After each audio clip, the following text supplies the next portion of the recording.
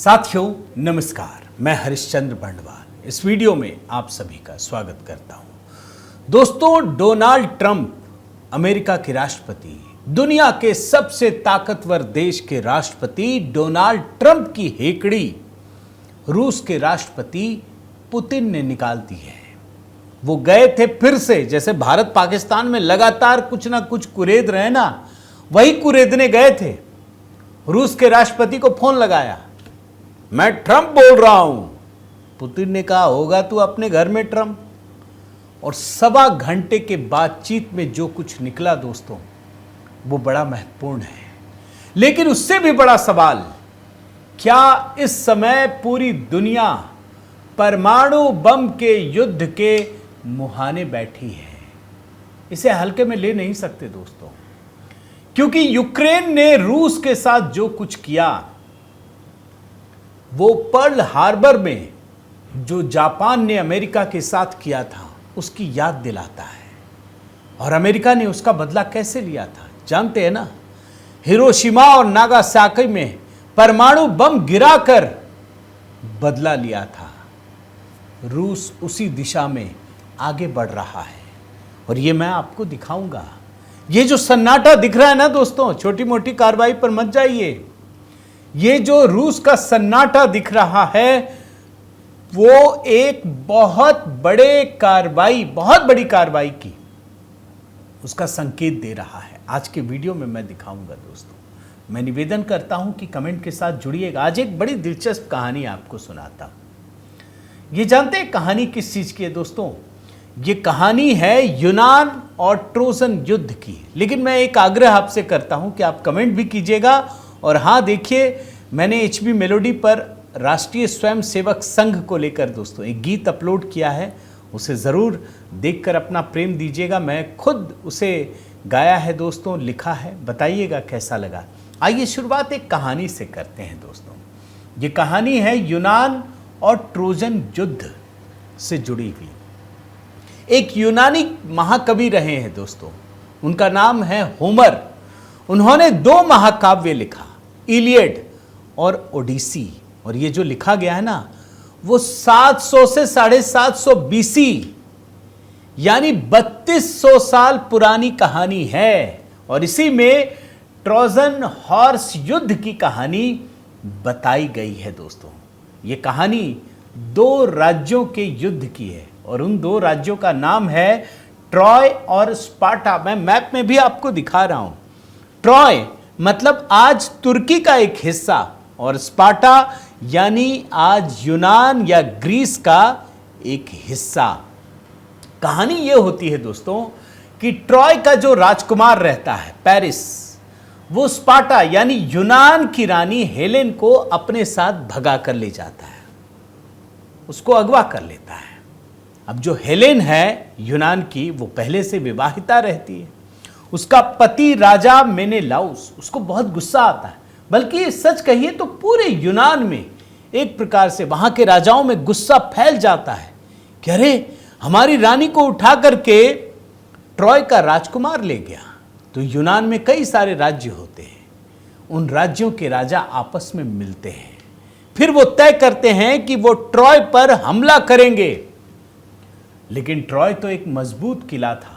ये लोग लगातार हमला करते हैं और जानते हैं 10 वर्ष तक स्पार्टा और ट्रॉय के बीच युद्ध चलता है दोस्तों। और ये युद्ध इतना भयंकर होता है कि एक समय ऐसा आ जाता है, क्योंकि ट्रॉय के पास एक मजबूत किला था, यूनान के लोग हारने लगते हैं। अब वो क्या करें? फिर वो एक आखिरी चाल चलते हैं, आखिरी चाल। और ये कैसी चाल थी आपको समझ में आएगा, फिर यूक्रेन रूस युद्ध से आप कनेक्ट कर पाएंगे। वो जानते हैं क्या करते हैं? एक बहुत बड़ा लकड़ी का घोड़ा बनाते हैं, ट्रोजन हॉर्स उसका नाम रहता है। और उसको ट्रॉय राज्य के बाहर, जो मेन गेट होता है ना किला, उसके बाहर रख देते हैं और सारे सैनिक चले जाते हैं। ट्रॉय के लोग ऊपर से देखते हैं कि यार, ये तो बहुत बड़ा लकड़ी का घोड़ा रख दिया, क्या है? तो उनको लगता है कि यूनानियों ने हार मान ली और वो भेंट में लकड़ी के इस ट्रोजन हॉर्स को देकर चले गए हैं। जबकि खेल कुछ और होता है। ट्रॉय के लोग उस लकड़ी के घोड़े को खींचते हुए अपने राज्य के अंदर ले जाते हैं और उसके बाद जश्न मनाते हैं, सो जाते हैं। लेकिन उस लकड़ी के घोड़े में दोस्तों बहुत सारे सैनिक छिपे होते हैं यूनान के। वो रात के समय उस दरवाजे को खोलते हैं और किले के मेन दरवाजे को खोल देते हैं और रात में ही यूनान के सैनिक ट्रॉय पर हमला कर देते हैं और जो युद्ध यूनान हार रहा होता है उसे वो जीत जाता है। ये है ट्रोजन हॉर्स की कहानी दोस्तों। अब आप समझिए जो मैं आपको बता रहा हूं, यही काम जो यूनानियों ने आज से 32 साल पहले काम किया था, वही काम यूक्रेन ने रूस के साथ कर दिया और वो सफल रहा। यूक्रेन ने रूस पर ऑपरेशन स्पाइडर वेब 1.5 साल से तैयारी की। ऐसा नहीं है कि यूक्रेन में बैठे बैठे उसने ड्रोन उड़ाया और हमला कर दिया, ऐसा नहीं है। 1.5 साल से तैयारी की और जिस तरीके से यहां लकड़ी के घोड़े को भेजा गया था ना, वैसे ही यूक्रेन ने चोरी छिप के अपने ड्रोन को रूस की सीमा में घुसा दिया। पूरी तैयारी की गई कि कैसे ड्रोन को लकड़ी के बक्से में रखना है, ट्रक में रखना है, कैसे खुलेगा, कहां हमला करेगा। और तब जाकर 1 जून को यूक्रेन ने हमला किया और ये इतना भीषण हमला था दोस्तों। याद रखिए 34% जो मिसाइल हैं रूस के, उसको बर्बाद कर दिया। 40 युद्धक विमान तबाह कर दिए, 5 एयरबेस। और ये एयरबेस कितनी दूरी पर है आपको मैं बताता हूं। आप देखिए, ये जो रूस के एयरबेस है ना, बेलाया एयरबेस 4300 किलोमीटर दूर यूक्रेन से, ओलेनिया एयरबेस 3674 किलोमीटर दूर, डाइगिलेवो एयरबेस 2161 किलोमीटर दूर, इवानो एयरबेस 2000 किलोमीटर दूर। मैं आपको बता रहा था ना, यूनान की जो कहानी है वो दरअसल यूक्रेन में देखने को मिलता है दोस्तों। और यूक्रेन के जो राष्ट्रपति है जेलेंस्की, वो खुलकर कह रहे हैं कि हाँ, मैंने 1.5 साल से इसकी तैयारी की थी और तब जाकर भले ही चोरी छिपे, लेकिन हम रूस के अंदर 4000 किलोमीटर से भी अधिक के एरिया में घुस करके हम ये मारने में सफल रहे। और ये कार्रवाई कब हुई आप जानते हैं? यूक्रेन ने कितना बड़ा काम किया है दोस्तों। अच्छे बुरे की बात नहीं कर रहा, मैं उस रणनीति की बात कह रहा हूं। 2 जून को तुर्की की राजधानी इस्तांबुल में दोनों के बीच शांति वार्ता हो रही थी और उससे पहले यूक्रेन ने 1 जून को रूस को इतनी बड़ी क्षति पहुंचाई और साथ में क्या किया, एक एग्रीमेंट का लेटर भी भेज दिया कि हमारे समझौते की शर्तें ये हैं। अब चूंकि मैंने दोस्तों यूनान के युद्ध के बारे में बताया, तो कुछ तस्वीरें दिखाता हूं और ये बताना चाहता हूं कि किस तरीके से यूक्रेन ने कितनी बड़ी रणनीतिक तैयारी की है। और ये कहानी क्यों महत्वपूर्ण है आप समझिए। भाई, अभी तो भारत पाकिस्तान युद्ध हुआ था ना, भारत पर तो एक ड्रोन भी नहीं दाग सका। हमारे यहां सब कहने लगे, अरे मोदी जी ने क्या किया, ये तो रूस का हथियार है। अब भाई, रूस का ही हथियार है तो रूस क्यों नहीं कर पाया। आपको कुछ तस्वीर दिखाता हूं दोस्तों, आप देखिए। ये तस्वीरें आज की नहीं है, ये जेलेंस्की ने जारी की है, यूक्रेन से जारी हुआ है। 1.5 साल से तैयारी हो रही थी इस स्पाइडर वेब ऑपरेशन की और इस योजना के तहत ड्रोन्स को ट्रांसपोर्ट कंटेनर्स में लकड़ी के डिब्बों में इस तरीके से छिपाया गया। यानी ये रूस के सीमा में इतनी बड़ी खामी है कि इन ट्रकों को रूस के अंदर घुसा दिया गया। रूस के कई लोगों को जासूस बनाया गया पूरी तैयारी के साथ दोस्तों। जो रूस के महत्वपूर्ण ठिकाने हैं, एयरबेस है, वहां तक ये ट्रक पहुंचे, फिर ड्रोन से उसको कंट्रोल किया गया, उसको खोला गया। ऊपर लकड़ी के बक्से खुलते हैं और सारे ड्रोन जाकर के तबाही मचाते हैं, जिसमें मैंने कहा कि कई दर्जन युद्धक विमान को तबाह कर दिया गया दोस्तों, सब कुछ रिमोट से। और इतना ही नहीं, जानते क्या हुआ, रिमोट से जिस ट्रक को भेजा गया था उस ट्रक को भी आग लगा दिया गया, उसको भी उड़ा दिया गया। और इसमें 117 ड्रोन्स का इस्तेमाल किया गया दोस्तों, जिससे रूस के 5 एयरबेस को खत्म करने के साथ ही 34%, बड़े ध्यान से सुनिए, क्रूज बैलिस्टिक मिसाइल को नष्ट कर दिया गया। यह कोई छोटा हमला नहीं है दोस्तों। आप याद कीजिए, अभी कुछ वर्ष पूर्व बात होती थी जब डोनाल्ड ट्रंप भी नहीं थे। रूस के राष्ट्रपति पुतिन ने एक बात कही थी कि हम ऐसी दुनिया की कल्पना भी नहीं कर सकते जहां रूस का सम्मान ना हो। मतलब हम ऐसी दुनिया को रहने नहीं देंगे। और ये जो हमला किया गया ना, जो रूस के दिल पर 4-4 हजार किलोमीटर घुस करके उसके तमाम बड़े बड़े विमानों को ध्वस्त कर दिया गया, ये याद दिलाता है दोस्तों पर्ल हार्बर की घटना। सेकेंड वर्ल्ड वॉर का समय था, आप जानते हैं ना, पूरी दुनिया युद्ध में उलझी हुई थी। तभी अचानक से जापान ने क्या किया, आप जानते हैं। जापान ने सेकेंड वर्ल्ड वॉर के समय अमेरिका के पर्ल हार्बर में 7 दिसंबर 1941 को हमला कर दिया। और इस हमले में क्या हुआ, मैं आपको थोड़ी सी जानकारी देता हूं।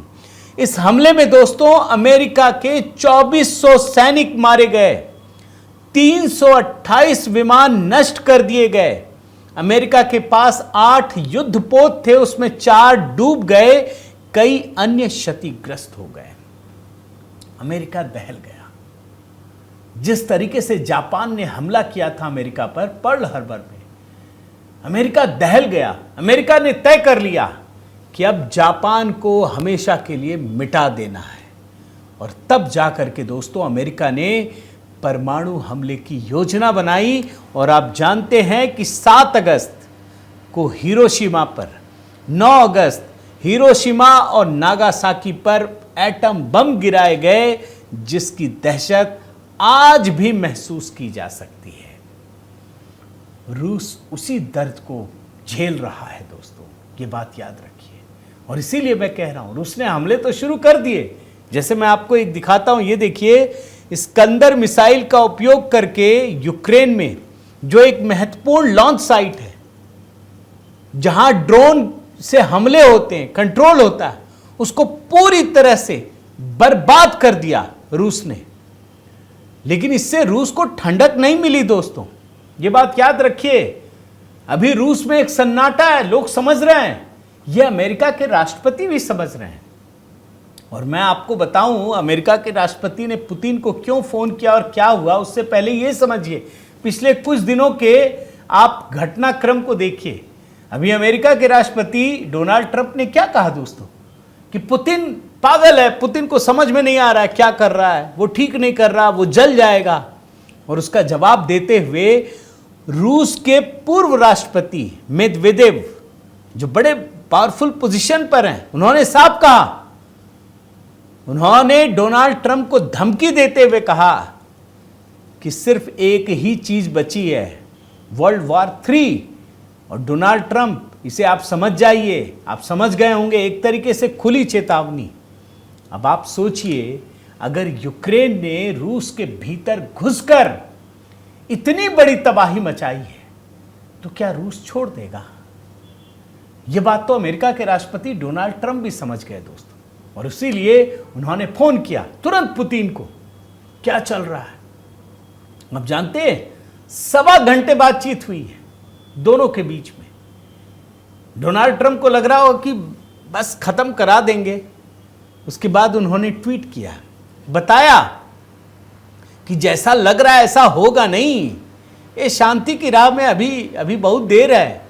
और उन्होंने एक बात साफ कही दोस्तों पुतिन ने, जो डोनाल्ड ट्रंप अपने ट्वीट में भी बता रहे हैं, वो साफ कह रहे हैं कि इसका बदला तो लिया जाएगा। और ये बदला किस प्रकार का होगा दोस्तों, ये समझना मुश्किल है। और तभी ये सवाल उठ रहा है कि क्या परमाणु हमला होगा, या रूस किस प्रकार से बदला लेगा? क्या यूक्रेन पूरी दुनिया के मैप से खत्म हो जाएगा? और इसीलिए ये वीडियो बड़ा महत्वपूर्ण है दोस्तों। इसीलिए मैंने आपको दिखाया कि कुछ ना कुछ तो ऐसा चल रहा है, इंतजार कीजिए। पुतिन को भले ही दुनिया का कोई भी देश ये कह दे कि मैं उसको समझ गया, वो समझ नहीं सकता। तो एक बड़े युद्ध की आहट बिल्कुल साफ नजर आ रही है, और इसमें मैं तो मानता हूं दोस्तों कि डोनाल्ड ट्रंप का जो ये बड़बोलापन है ना, उसकी वजह से ये युद्ध और भड़क रहा है। वो दुनिया को मैसेज दे रहे हैं मैंने ये कर दिया, मैंने ये कर दिया। वो दरअसल किया कुछ नहीं, वो भड़का रहे हैं।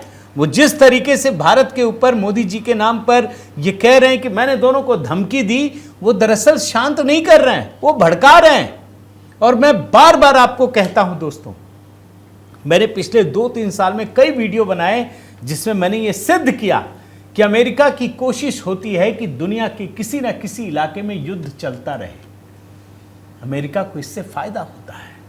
जब भी दुनिया में कुछ देशों में युद्ध चलता है तो उसे हथियारों को बेचने में मौका मिलता है, उसकी बिक्री होती है। इसलिए इस गलतफहमी में बिल्कुल मत रहिए कि अमेरिका युद्ध रुकवाना चाहता है, बल्कि अमेरिका युद्ध करवाना चाहता है। प्रधानमंत्री मोदी इस मामले में दोस्तों तारीफ के योग्य हैं कि उन्होंने सही समय पर अपने आप को रोक लिया और युद्ध बंद हो गया। और जिस तरीके से पाकिस्तान को सबक सिखाना है वो तो वो कर ही रहे हैं। मगर एक सवाल का जवाब देना चाहता हूं दोस्तों कि भैया अभी भारत पाकिस्तान के बीच युद्ध हुआ, S-400 का हमने इस्तेमाल किया। भाई रूस का ही हथियार, रूस का एयर डिफेंस सिस्टम, हमारे पास तो पाकिस्तान, चीन और तुर्की का ड्रोन घुसा तक नहीं पाया। 100% सक्सेस रेट भारत का, रूस कैसे चूक गया? तो यहां पर यह बात सामने आती है दोस्तों कि यूक्रेन ने सीधा हमला नहीं किया, बल्कि चोरी छिपे ड्रोन से भरे ट्रक को रूस के अंदर घुसा दिया और बिल्कुल करीब में जाकर के उस ड्रोन को उड़ाया गया और तब जाकर हमला किया गया। मगर बात तो है ना दोस्तों कि रूस जैसे देश में अगर यूक्रेन इतनी बड़ी साजिश रचने में कामयाब हो जाता है तो ये रूस की निश्चित रूप से विफलता है। और तब जाकर समझ में आता है कि इतने देशों के खिलाफ घिरे होने के बाद भी प्रधानमंत्री मोदी ने भारत के लोगों को बचाने में कितनी बड़ी भूमिका निभाई है। ये सिर्फ युद्ध के मैदान की बात नहीं है, बल्कि सिक्योरिटी की बात है, सीमा की बात है, आधुनिक वॉरफेयर की बात है, जासूसी की बात है। हर मोर्चे पर प्रधानमंत्री मोदी ने बेहतरीन काम किया है। तो उम्मीद करता हूं दोस्तों कि पूरी दुनिया में इस समय जिस प्रकार का माहौल बन रहा है और जिस प्रकार डोनाल्ड ट्रंप के आने के बाद रूस यूक्रेन युद्ध और भड़क रहा है, यह अपने आप में बड़ी खबर है। तो साथियों, मैं निवेदन करता हूं कि यह वीडियो आपको कैसा लगा, नए नैरेटिव के हिसाब से जो कुछ मैंने आपको दिखाया उस पर आप क्या सोचते हैं, अपनी प्रतिक्रिया जरूर दीजिएगा। साथ ही निवेदन करता हूं कि अगर आपने चैनल को सब्सक्राइब नहीं किया है तो ज़रूर कीजिए, लाइक कीजिए, बेल आइकन दबाइए। और हाँ, HB मेलोडी नया गीत, बिल्कुल नया गीत अपलोड किया है दोस्तों, तो उसको देखकर अपनी बात ज़रूर रखिएगा, बताइएगा। राष्ट्रीय स्वयंसेवक संघ के 100 साल पूरे होने पर आप क्या सोचते हैं, आपके हर कमेंट का जवाब दूंगा। बहुत बहुत धन्यवाद। जय सिया राम।